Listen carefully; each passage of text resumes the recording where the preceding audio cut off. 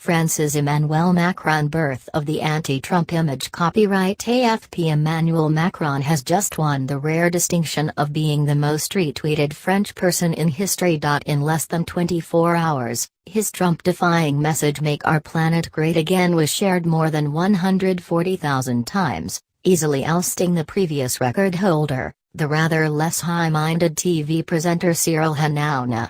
1/5 of the retweets were in the U.S.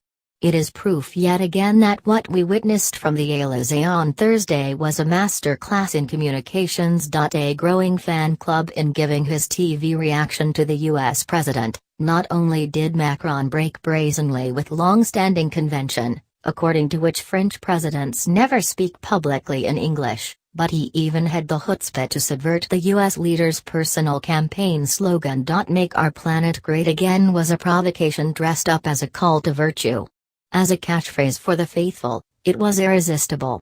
By tweeting it, Macron took one more step down his road to investiture as that long-awaited international figure, the anti-Trump.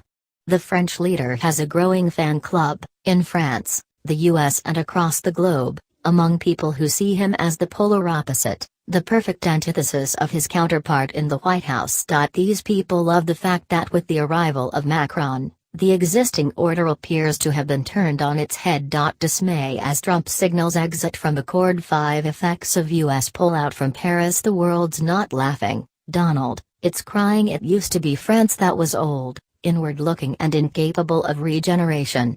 And America that was the land of youth, energy and leadership. But where is that caricature now?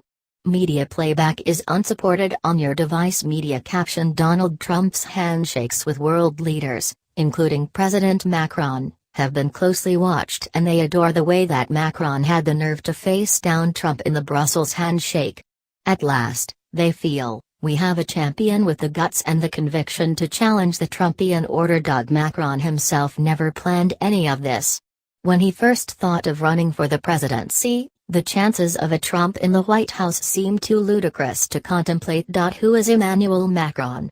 But not for the first time. The stars seem to have been aligned for France's boy prodigy. Just as in domestic politics doors seem to open miraculously for President Macron, so in the world of international affairs shifts of power and ideology are also working in his favor, for now.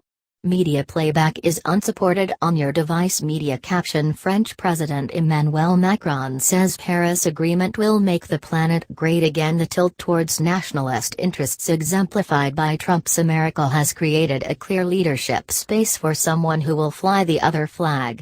Providential or not, Macron has come to power just as a reaction sets in against the populist tide of the last few years, and he is poised to reap the reward.